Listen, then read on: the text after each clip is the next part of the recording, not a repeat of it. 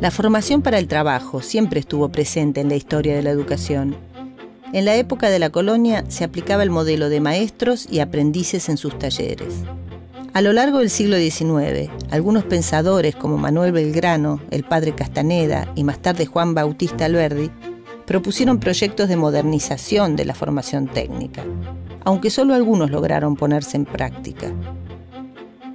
Hacia el siglo XX empezaron a implementarse algunos cambios, con la aparición de distintas escuelas que formaban técnicamente a sus alumnos para variadas tareas y oficios. En el año 1890, el presidente Carlos Pellegrini fundó la primera escuela de comercio del país, la Escuela Superior de Comercio, que hoy lleva su nombre.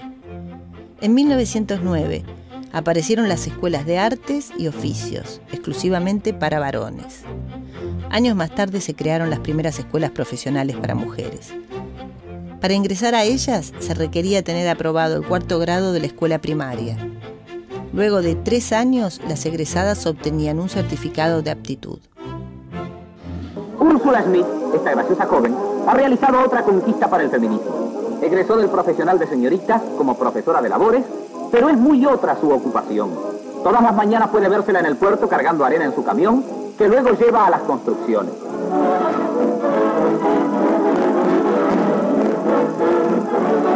El medio que eligió para ganarse la vida es el que le gusta. Y uno piensa que Úrsula aportó su granito de arena al progreso del feminismo. Más que un granito, varios camiones.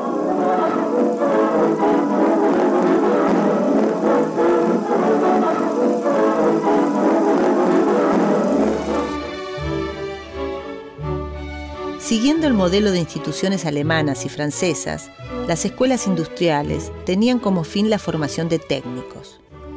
Para el ingreso era necesario haber completado la escolaridad primaria, y el plan de estudios se extendía a 6 o 7 años. Las materias estaban centradas en las disciplinas científico-técnicas, y las horas de aprendizaje en el taller constituían el 25% del total. Algunos de los títulos que se podían obtener eran los de técnico en mecánica, en electricidad, en química y en construcciones, civiles o navales.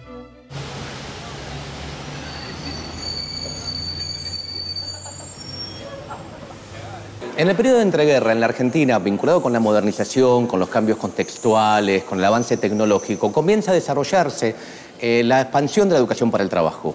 Mientras en el sistema escolar, en el sistema oficial, la educación para el trabajo, la formación técnica, queda relegada, queda a los bordes, no es importante, la propia sociedad civil, la propia cultura argentina empieza a desarrollarla. Aparecen la idea del inventor, del sabio, aquel que vincula oficios con creatividad, cierto uso profano de la técnica, la aparición de revistas de difusión masiva como Mecánica Popular, que empieza a editarse tempranamente, como Lupin, donde los saberes de la técnica, los saberes del trabajo circulan.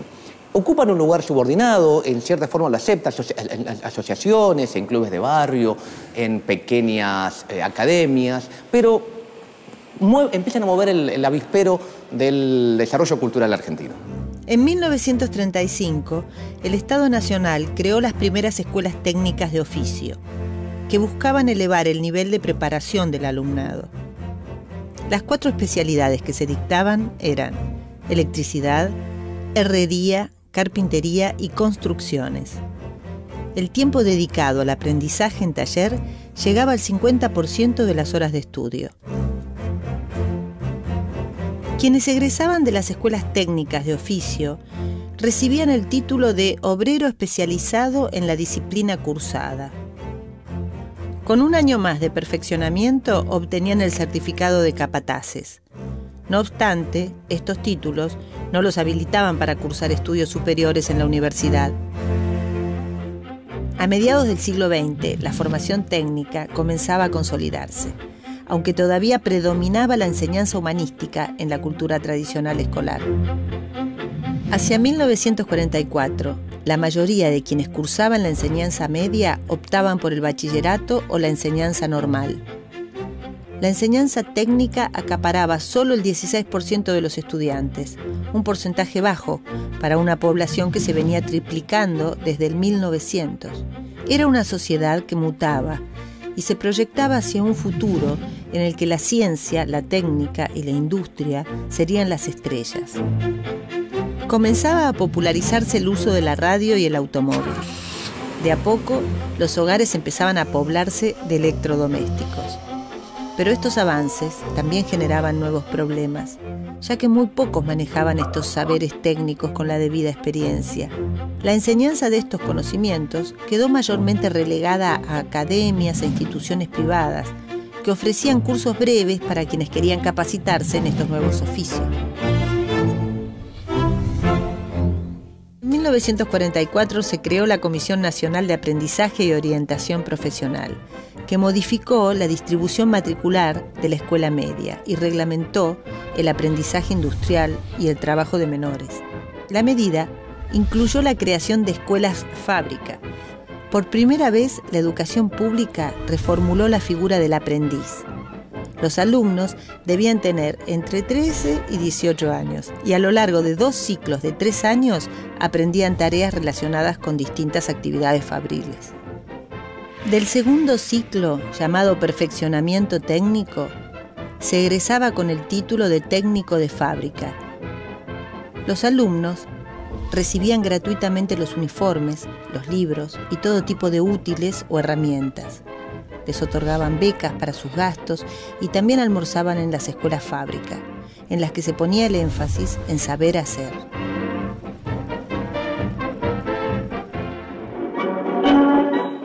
Avellaneda, con 25 aulas en las cuales se dictan clases teóricas y prácticas y un gran número de talleres en funcionamiento, cuenta la Escuela Fábrica de la Nación número 1. Interesantes aspectos de los alumnos en plena actividad productiva.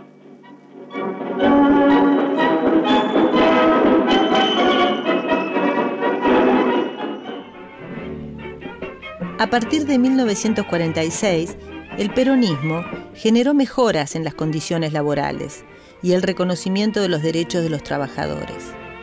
El fomento a la industria nacional trajo aparejada la generación de nuevas fuentes de trabajo, lo que hizo necesaria la formación de personal para resolver una gran variedad de tareas.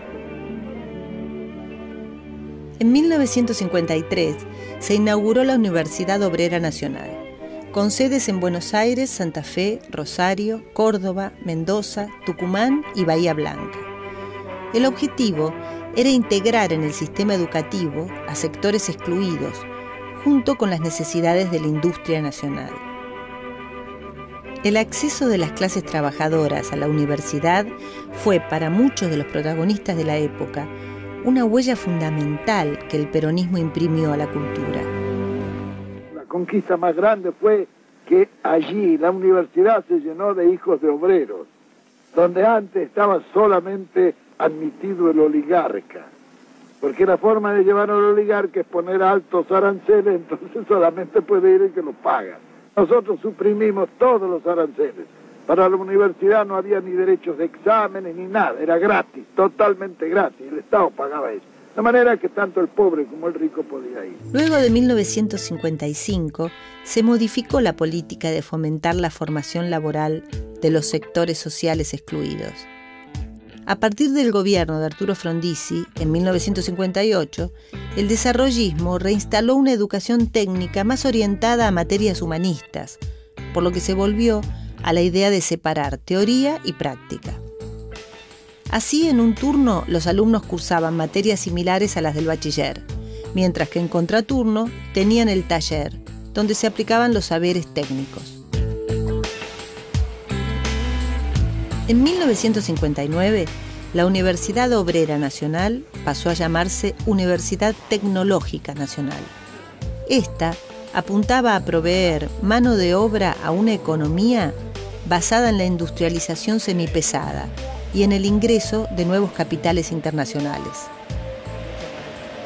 Hemos dado vuelta una hoja del intervencionismo estatizante y agobiante de la actividad económica para dar paso a la liberación de las fuerzas productivas. A partir de 1976, la dictadura cívico-militar inició un proceso de desguace de la educación orientada a la formación laboral. en paralelo a las políticas económicas neoliberales. Estas políticas tenían como objetivo la apertura a mercados internacionales y la consecuente destrucción de la industria nacional. Antes la competencia era insuficiente. Teníamos productos buenos, pero muchas veces el consumidor debía conformarse con lo que había sin poder comparar. Ahora tiene para elegir, además de los productos nacionales, los importados. Durante la última dictadura militar, en el contexto de un proyecto económico de descentralización y flexión laboral, el CONET impulsó el llamado Plan Dual. El ministro Brunareno, que era quien lo impulsaba, lo proponía, lo exporta, digamos, de Alemania, y lo que buscaba este proyecto era, por un lado, continuar las políticas educativas de la dictadura de correr al Estado de su lugar principal de formación de la fuerza de trabajo y darle este lugar principalmente a las empresas y a las fábricas. La idea era entonces que supuestamente el trabajador se debía formar casi exclusivamente en el espacio laboral. De esta forma lo que se buscaba era acortar, limitar las posibilidades que la formación para el trabajo podía tener para la formación de mejores vidas para los sujetos y limitarlas a las demandas de la empresa, a las demandas del mercado laboral y a lograr una mejor forma de adecuación del trabajador a las demandas económicas. La década de los 90 fue la época de mayor destrucción de la escuela técnica. Junto con la sanción de la Ley Federal de Educación número 24.195, se crearon nuevos modelos, aunque sin ninguna clase de red de contención institucional ni social. Los principales espacios de formación pasaron a ser las empresas, mediante formas de explotación laboral y sin el reconocimiento de los derechos sociales. Arremánguese y vamos a crecer, arremánguese, hay mucho por hacer, arremánguese.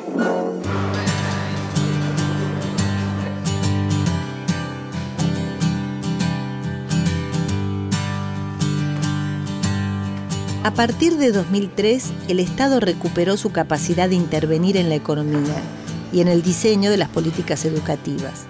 La revalorización de la educación técnica acompañó otras transformaciones laborales y educativas que se dieron en el país, de acuerdo a una estrategia política e industrial de largo plazo. En el año 2005, la Ley 26.058 de Educación Técnica Profesional creó el Fondo Nacional para la Educación Técnica, que se financia con no menos del 0,2% del presupuesto nacional. Se estimula así el reconocimiento en todo el país de certificaciones y títulos en el nivel medio y superior no universitario.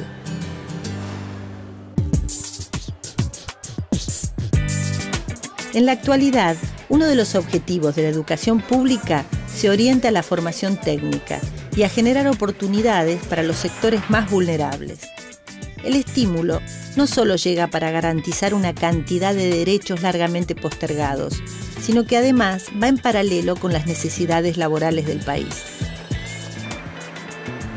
Para un país en el que el trabajo es la fuente de dignidad y el principal motor de la economía, aprender a trabajar resulta una de las metas que propone la educación pública y gratuita.